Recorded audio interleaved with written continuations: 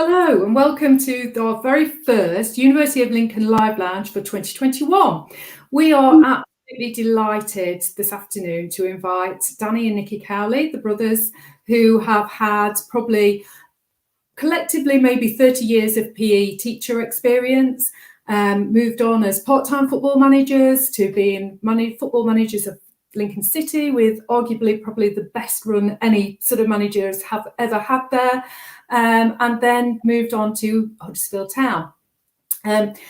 Currently, what we're going to talk about today really is about leadership styles. So anybody watching that's currently studying GCSE business, currently studying sort of sports business management, sports studies, and interested in sort of leadership and management styles, that's for you today. I'm going to hand over, because I'm literally your host for today, but I'm going to hand over to my colleagues, Craig Marsh and Hanya, both from Lincoln Business School, International Business School at the University of Lincoln. What I would really want from the audience is just to say hi on the comments. Please ask your questions. We want this to be as interactive as possible. Ask us your questions, anything you want to know about leadership, anything you want to know about management styles, football, any questions that you have. This is a series of 3. This one is about the management styles, but please say hi, say where you're calling from, which school, college. So we've got a real good feel where we're sort of calling, where we're reaching you from today. So from Lincoln to Essex and across the sort of country, please sort of say hi and sort of show that you're watching. I am now going to shut up and hand over to you, Craig, to formally introduce sort of Danny and Nicky and give a bit of background. Brilliant. Thanks so much, Emma. It's great to be here. And I don't think Danny and Nicky need any more introduction. We'll have them talking in a minute or two. I'm Craig Marsh, head of the college at the University of Lincoln, and delighted to be joined by Hanya. Hanya, do you want to say hello before we do that? Yes, hello. I'm Dr. Hanya Pielihati, and my specialist is in sports business management. Thank you, Craig. You're welcome, Hanya. So when we teach our students about business, about management, about leadership, and about cultural change, as you'll be learning about it in schools. And it's when you're watching football, you don't necessarily always think about football as a business, but of course it is. It's a very big business. And here we've got two celebrities who have made their expertise. One of their expertise is in going into football clubs and using leadership and techniques of management and culture change to achieve a transformation in the clubs that they join. Of course, most notably recently at Lincoln City and now at Huddersfield. So what I'm going to do is invite Danny and Nicky to talk about how they've done that, how they've achieved transformation in the clubs that they've done. And welcome to both of you, Danny, Nicky. It's great to be here. Good afternoon, Craig. Thanks for having us. Hello, Craig. It's a pleasure to see you both again. And Danny, I know you've come up with this great model, which when I saw it the first time, I thought, well, actually, that's the stuff that we teach all the time. And it was just great to hear you describe it. So I wonder if you would just kick us off by sharing this framework that you have. So when you go into a club, this is what you're doing. This is how you're working with your teams to achieve transformation.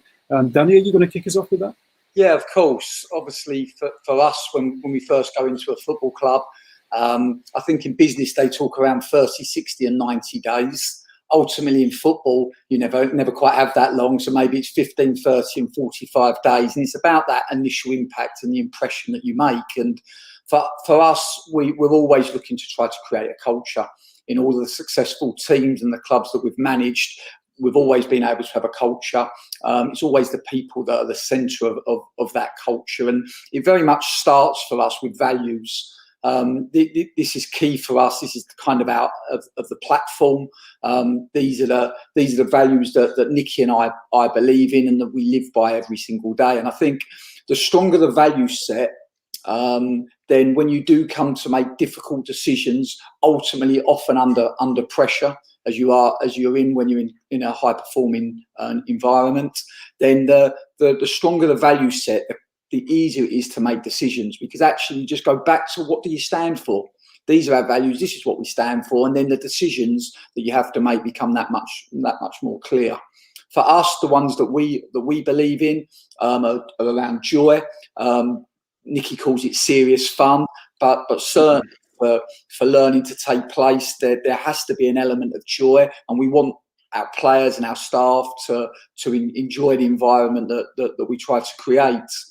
The next one for us is just around humility. This is, for me, one of the characteristics I like to see most in people. I really like to see humility. I like people, particularly really talented people, to always want to get better and to always want to improve.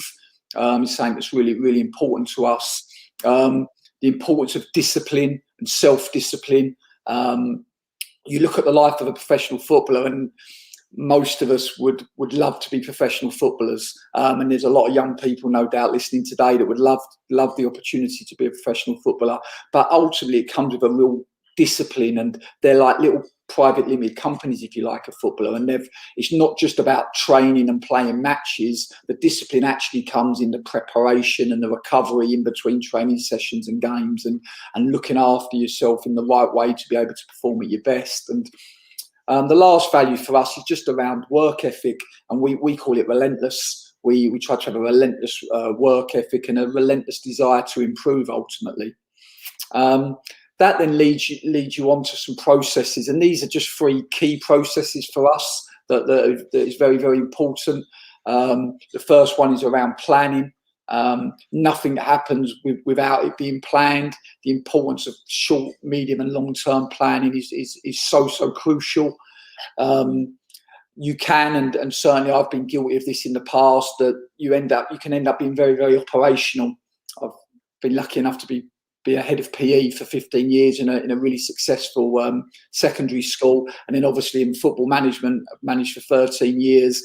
The nature of, particularly in the National League, League 2, League 1, the Championship, you play 46 games, league games in a season, and then cup games as well. So it can be you can get very operational, and you have to be really careful with your planning to try to create times within the week to be strategic, and certainly try to create times to have that sort of meeting where you can try to develop strategically as an organisation. And certainly that we try to create opportunities within our calendar year to be able to do that, because otherwise I've found in the past you end up just being too operational and ultimately just surviving. So something that we find is very important to us.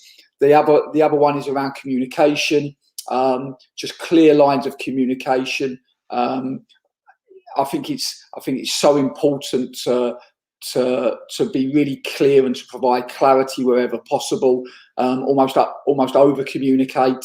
I always say, and as a leader, as a manager, you often have to have many difficult conversations, and I always try to have them as quickly as possible. Whenever I've got a really difficult conversation to have, maybe I'm leaving a player out of the team, maybe we're looking to sell the player, then I'll always try to have that communication as quickly as I can. One, from like a selfish point of view, it kind of comes off of my conscience, if you like. But 2, I think the person that you're having that communication with actually would prefer to know as soon as possible. So you often owe it to the person that you're communicating with to do that as quickly as you can. And the third process for us is around learning. I've been lucky enough to be in education of some form, either being a pupil, being a teacher, or now being a coach for the last 37 years. And the one thing it's taught me is just to be open-minded and keep wanting to learn and keep trying to find new ways of learning. And ultimately, to me, learning is one of the greatest skills. And we try to challenge all of the people that we work with. It doesn't matter if they're a 17-year-old player just coming into the first team, or a 35-year-old that's played in the Premier League and played consistently at championship level. It's always, how can we get better? How can we improve? And I think ultimately as a leader, I think your aim is to make everybody better around you. And the ambition, I suppose, in leadership is to try to make people better than they thought they were capable of being. That is the real challenge. And if you can do that, then I think you're certainly winning. But for us, learning is a real key part of how we work and our environment ultimately. In the centre of all of this is just the people. You know, that this is so important to me. I look at all the successful organisations that I've been part of, and it's never been about the bricks and the mortar. Fantastic football stadiums, training grounds, of course they help, there's no doubt, but it's always about the people, and certainly to try to make everybody feel valued and everybody to feel part of that. And for us, it doesn't matter if you're the tea lady or you're the number 9, our top goal scorer. Everybody is a cog in the wheel. There's nobody more important than anybody else, and just to value everybody. And I think if you can do that, then it can become really, really powerful. And what that then creates is this vision of winning on winning. For Nicky and I, winning is never enough. It's always, can we win? And the great thing about winning is that it creates further opportunity to win, and that's something that is what we aim to achieve. With all of this, and this is where this is the crucial part of it all, that to be successful, you have to get people to commit to this, and you have to get alignment, and you have to get everybody's noses pointing in the same direction. And I think if you can do that, it is at that moment that it becomes really, really powerful. And ultimately, this is just a slide that we would show our players and our staff on day one. It's just a slide. Ultimately, the key to it is to live to it, and you've got to live by it every single day. You've got to live by your values. You've got to live by your processes. People at the heart of it, and I think if you do that, then you create this sense of belonging. And again, I go back to the most successful clubs, the most successful organisations that I've been part of. You felt that you belong. You felt part of it, and when you get people to feel part of it, then it's at that moment they're willing to go the extra yard, and it's at that moment that you can then start to achieve some sustainable success and hopefully have a bit of fun along the way. Danny, it's really fascinating to hear you describe that process. You know, one of the things that strikes me, and I'm sure Hanya is the same. You know, when we teach leadership and business and management, you know, if we hadn't known that you were talking about football, what you could have been describing is how a successful leader approaches the transformation of any business, actually. So it's really fascinating to hear that the parallels between what you do, and we talk about entrepreneurial leadership, we talk about having that strong set of values, we talk about the ability to create trust, we talk about the ability to gain commitment and belonging. So it's really fascinating to hear how, even though it's football in a great context, you know, these are really important lessons for anybody who's thinking about studying business. And I know that we've had one or two audience questions. I'm sure we've got lots of questions on those. So we'll just bring perhaps some one or two audience questions in there to see what people are asking about that. Emma? Yeah, brilliant. Thank you, Craig. So just to say a quick hi, because I'm not sure that Nicky and Danny can see exactly where everybody is sort of calling from or watching from today. So we've got people from Lincoln College, Lincoln Christ Hospital School. We've got North Hertfordshire College, East Norfolk Sixth Form, Marple Sixth Form. So across the whole of the UK, which is fabulous. If I just take one sort of question first of all, if that's okay, which is one that when we did our test, we were sort of discussing a little bit yesterday. So it's from Greg Johnson, and he says, "Hi guys, naturally at Huddersfield Town, there must have been a few bigger egos after 2 seasons in the Premier League. Did you adapt your man management for those players compared to others?" And I know Hanya will be interested in this as well. It's one of her questions, I think. Absolutely. Nicky, perhaps you could take this one. You know, so this is a little bit about, you know, do you change according to the people that you're managing, you know, in the football context, Nicky? Yes, thank you, Craig. I think first and foremost, you know, when we arrived at Huddersfield, we would have looked to have used a very similar process that we did at Lincoln. Firstly, it was about finding out about how the club had been successful previously, because that always leaves clues. And when you sit down with every person inside the building and give that time to them and really listen, that's when you can sort of understand their trademark behaviours. And then you can almost align yourself to their behaviours and have a better understanding of exactly, you know, the experiences that they've had previously, and that absolutely helps you make or gives you the information to make really good decisions moving forward. And I think, you know, for us, we always like to try to approach our work with a commitment culture, is what I'd call it. I think that's what Danny's alluded to, previously in his conversation he's had so far. I think that sort of buy-in and commitment that you can get from everybody inside the building can be so powerful, can give you that competitive edge.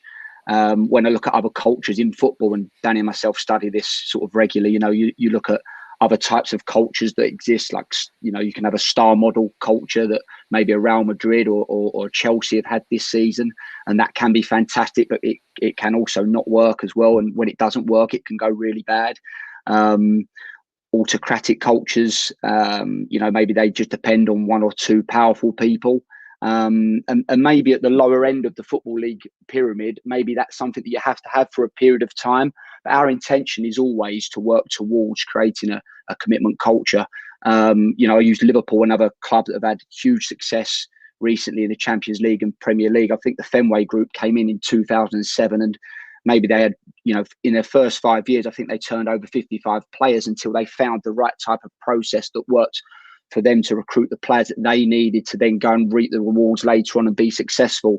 And that type of culture has taken some change, and it's been a bit slower, but they've stuck with their processes and become successful in the end. As far as I'm concerned, when we arrived to Huddersfield, it was really about listening to the people, really, and understanding the journey that the club had been on, and trying to make the right decisions moving forward for the group. Right. So a couple of really interesting messages there, I think, Nicky, from a business point of view. First, it's not about treating everybody the same. It's the question that comes up. What you're doing is working with each individual to treat them as individuals and respond to their particular individual needs. And as Nicky said earlier, it was really interesting, the comment about leadership is about making sure that you got the best out of everybody else and getting more and more out of the people that you're working for and make them better people as well. It's not about the leader, and that's a really significant point, isn't it? You're both famous people, but ultimately it's about the teams that you lead that's really crucial. And it also, you're mentioning the couple of other examples from around the footballing world. This is a very specific choice that you both make, isn't it, about the kind of culture that you want to create? I mean, it's not the only culture, but this culture of commitment and engagement is the one that you find people respond best to, and you sustain that, and of course you have a successful track record. So it's not what everybody does; it's what you've chosen to do as two leaders. Yeah, I think ultimately you have to find what works for you. It's always about being authentic to yourself, and you think about what for Nicky and I, what do we stand for? And we were very lucky as young people. We had a really supportive family.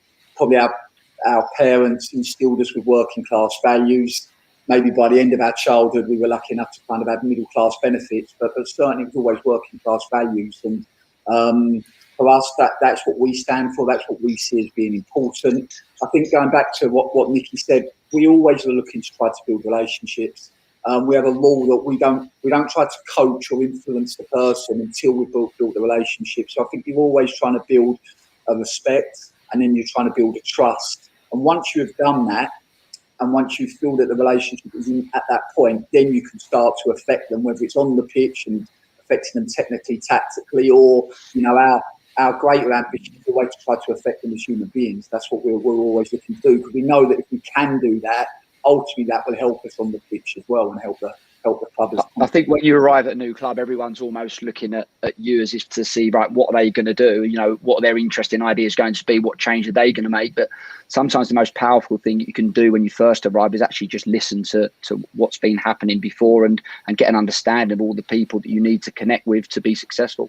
Yeah, and absolutely. We know that applies to businesses more generally, doesn't it? If you try and go in and change everything at the first thing, you probably just get thrown out again. But actually understanding a little bit about what's going on at that time, and then working to what you've found in the club and to develop that value system and to put in place, I suppose that's the way to do it, isn't it? You listen. You use the word a couple of times. You listen to people. What's going on? What are they saying? What's the situation? And do that diagnosis first.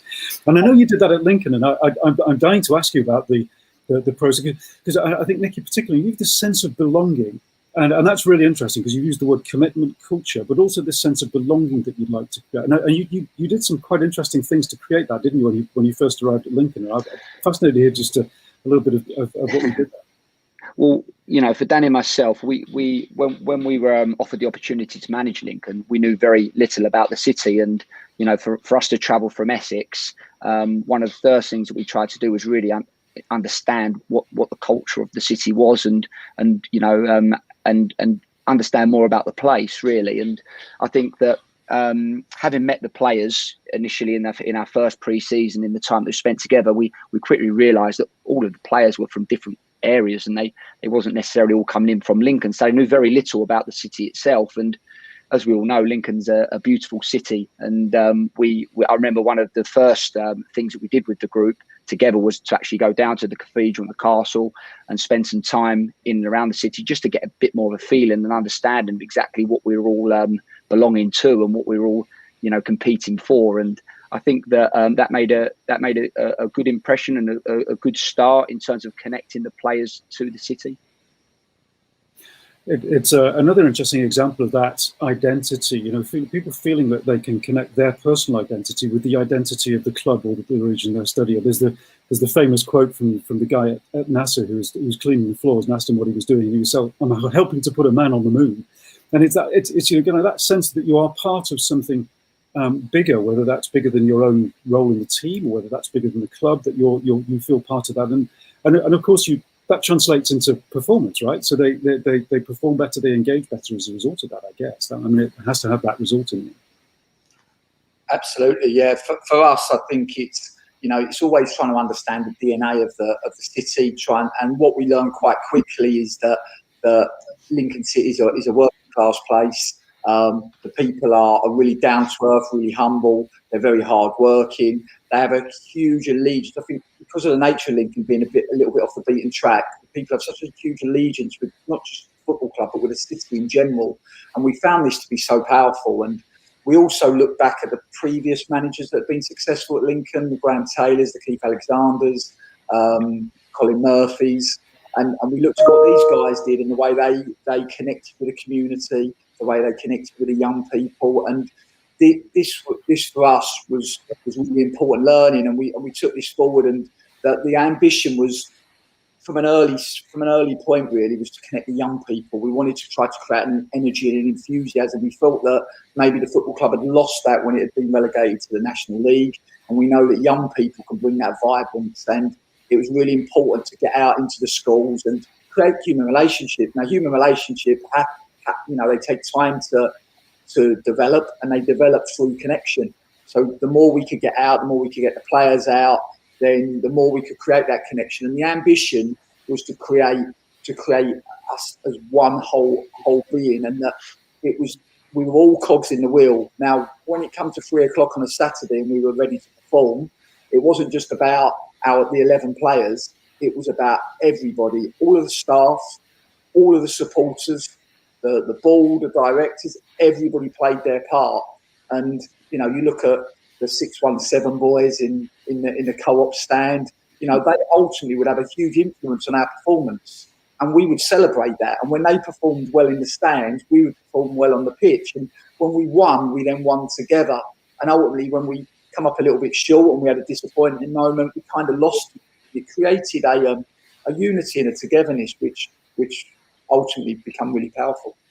So interesting. Thanks, Danny. I'm sure everybody's fascinated by what was going on behind the scenes in the sense, because they'll have seen that success story and just how you were thinking about it at the time. And Emma, I believe I'm not surprised. We've had a few questions coming in. Yeah, we are inundated with questions. So I'm sorry. I'll have to just pause and sort of get a few questions through to you both, if that's okay. I'm just going to say a big hi to Luke Newman. He's watching from Scotland. I do know his dad is a Lincoln City fan though, so that could be why Luke is watching. And also, if we could, Darren, could you pull out Niall Hill's question? And it's a very similar question, I think, to Jess McLean. And I know, again, Hanya, you might want to sort of help Danny and Nicky with this. It is about changing your style. So is it harder to adapt to the teaching of the younger generation to the older generation, in essence, really? So, and then we've got other questions about grassroots football and sort of how you change that style of management.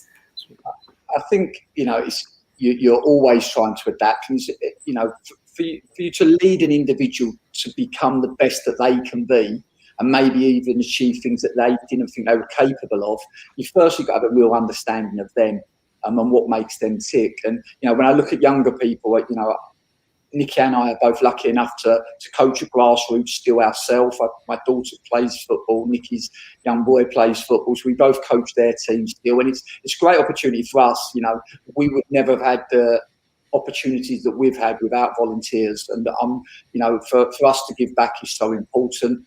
When I watch grassroots coaches, my ambition or my challenge to them all is to make it fun. Just make it enjoyable. We all know that learning takes place when the learning is fun. And if you can make it fun and you can make it enjoyable, then ultimately the people that you're leading will naturally create a curiosity in them. And once you create that curiosity in them, then and then you've got them in right in the palm of your hand. Then you can start to deliver a little bit more technically or tactically. But first and foremost, get them loving it. And if you can do that with the younger generation, then that certainly is that's in my opinion, that's certainly the way forward. And if I just take one more question just for now, and I'm sure Hanya will then want to sort of come in. We've got another question from Andrew McLuhan, and he's asking, which is sort of, is there any, hi Danny and Nicky, can you give any crucial advice for young aspiring coaches listening today who are starting out in their careers, which I think is a really key, you know, there'll be lots of people watching that would want to follow in your footsteps, I'm sure. Probably to go back to maybe, you know, on our journey, our trademark behaviours, I guess, around, you know, humility, such an important characteristic, I believe, in becoming a good coach. And, you know, you have to recognise that you don't always have all of the answers yourself. And, you know, you need to listen to new ideas and be open-minded. And that helps you get the information that you need to be able to, you know, deliver good sessions for players. And I think also is to recognise that, you know, emotional intelligence is a very big part of our work, you know, with our players on a daily basis. You know, they're footballers, but ultimately they're people before they're footballers. And it's important really that you can try to do the softer skills first before you try to get into the real detail of coaching. Maybe a mistake could be to try and get into the detail before connecting with the actual person. And I always think the better approach is to do the softer side first and make sure that you can connect, get them in a psychologically safe enough place for you then to be able to deliver the real detail that can help them. Great, thank you, Nicky. There's some real parallels with business coaching as well there, actually. And Hanya, you've been so patient so far. Hanya is actually our expert in sports business management and leads our sports business management program at the business school. And Hanya, I know you're dying to start to discuss with Nicky and Danny their own journey, their own leadership styles. So Hanya, I'll hand over to you at that point. That's brilliant. Thank you. Yes, I'm in quite a unique position here. I'm a former Lincoln player and I support Huddersfield Town. So this is a great opportunity for me personally. And big shout out to Jess, who just typed in who I used to play with at Lincoln and Netlham. And she's a PE teacher. So well done to all the PE teachers out there at the moment. You're amazing. I just think what you said, Danny and Nicky, about serious fun is amazing. And it actually links to some of Stebbins' work academically about serious leisure.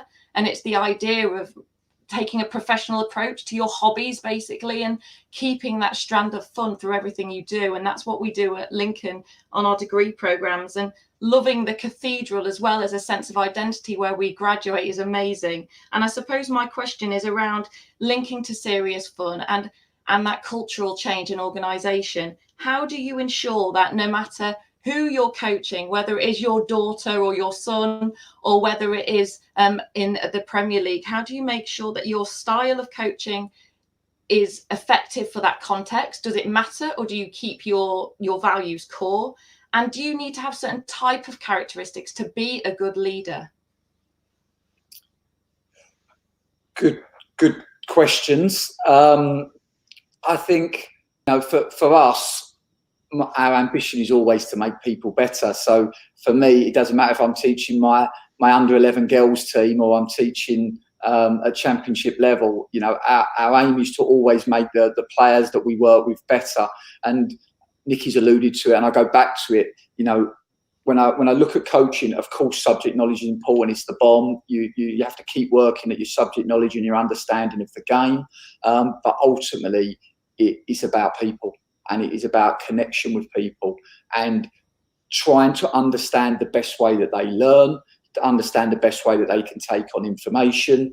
You get some, you know, and the great thing about teaching is that you meet people from all different walks of lives, and PE can be a little bit like Marmite, and that you either love it or hate it, and that can often be the case with it. And my ambition was always to the pupils that maybe didn't enjoy PE was to find a sport and an activity that they could enjoy, that hopefully they would then participate beyond their education, and trying to get to know them and understand them as people is the key to being able to coach effectively, in my opinion. And I think, yeah, going back to the question on certain attributes for leaders, I think the key one is to have enough confidence in yourself that you can be yourself and be authentic to you. And yeah, of course, there'll be moments where, particularly when the pressure is on, that you have to be really emotionally intelligent, and you have to be really intelligent with your body language, with the way you portray yourself, with your use of language. I can often remember as a teacher, you know, you build really good relationships with children. You'd be in a place where they knew you had their best interests at heart, and then you might make a throwaway comment where you meant nothing from it, but ultimately, because of your relationship with them and because the esteem they held you in, that could really hurt their feelings. So always to have that emotional intelligence and being intelligent about what you say, I think is crucial. I think the language as well that you use, maybe when you're coaching younger performers to more senior players would be different. You're making sure that language is accessible for everybody in the room and that they always understand that. You know, if you have a room full of people, it might be best to use language that is relevant for the novice in the room, so they don't feel that they're getting left behind or find it too difficult.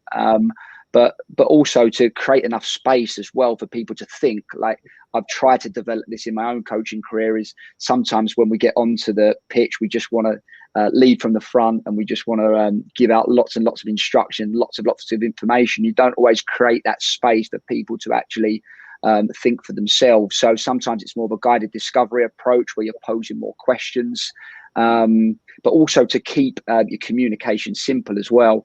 I think sometimes as coaches, and I can be guilty of this, I throw too many balls up in the air at the same time, and my players would have no chance of catching all of the balls that I throw up in the air. So it's, I guess, understanding exactly how many balls that you can throw up in the air for them to catch them successfully is really important. Thank you. That's really useful. It's interesting, just going back to the senior players, and our aim with the senior players is to empower them. And, you know, especially for the players that are maybe 30 plus, that have been in football for maybe 20, 25 years of their life, they've had some brilliant experiences. They've got a brilliant knowledge of the game, and almost to try to help them to be able to deliver that to others and use them as kind of mentors, really. We found it to be really powerful where we get our older players to mentor the younger players. So it might be we had Christopher Schindler, who was our captain at Huddersfield, 30-year-old, huge experience, played in the Premier League. He would mentor the younger centre halves coming through and help them and build a relationship with them, help them with their training. Certainly, maybe watch some clips of their performance with them, help them with positioning, technical, tactical, whatever it might be. But what that actually did is, when that young player come into the first team, the social dynamic was so powerful, where previously, maybe historically, senior players, maybe the more cynical senior players, may have been negative about a younger player coming in when they made a mistake. Because they've actually been involved in the development process, the relationship changed and all of a sudden they were much more caring towards them, and that for us in terms of a team dynamic was very powerful. I think I'm so glad you mentioned mentoring, because it's often bypassed when we think about leadership. Mentoring at every single level is crucial, and it's something we try and do at as well, mentor our students, but co-create that mentoring process. And I was wondering, when you are Danny and Nicky, you are the mentors, often people look to you, but who do you look to? Who are your mentors? Is it each other? Is it other players? How does it work for you? I think, you know, we live in an age now where we're fortunate enough to have social media as well, where you can take, you know, lots of learning from, and I do use it for that. I don't quite use social media as other people do to particularly post, but it's more for learning, really. There's some, you know, incredible ways of educating yourself out there through that medium. But also lots of reading as well, and keeping up with the modern trends. Football is such a fast moving game that you really do have to keep your finger on the pulse and stay with it, because it does change. And this time actually that we've had away from being in the bubble of managing has been a great opportunity for Danny and myself to look at our training methodology, also look at the way that we work and the processes that we use on a day-to-day basis, and our recruitment model as well that we have. Just to try to move that forward, and it's great that we've got the opportunity to work together as brothers, because we have a very close relationship, so we're able to bounce ideas off of each other all of the time as well, and get a real sense of you know, of how each other are feeling. And I think, you know, at Lincoln, what was fantastic was we was able to, over a period of time, bring people into the football club that really help the club's infrastructure moving forward.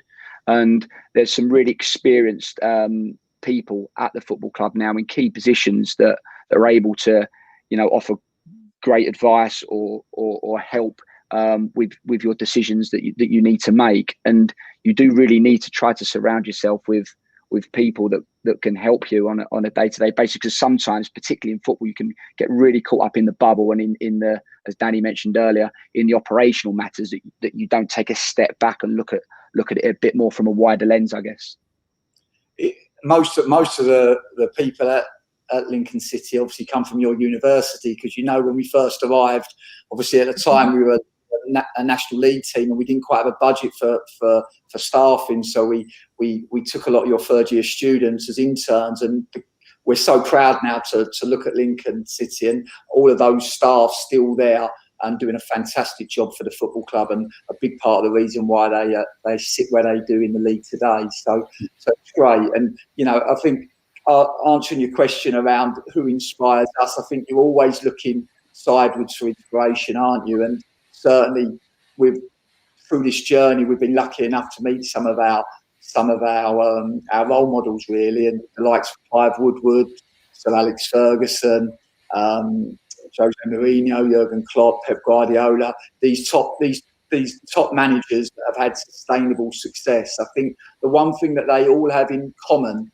and I love Bobby Robson and Brian Clough, which would probably be before most people can remember, but certainly the one thing they all have in common is they have really good human quality. They're just good human beings first and foremost. And I think if I back the leader, try to treat people how you would like to be treated.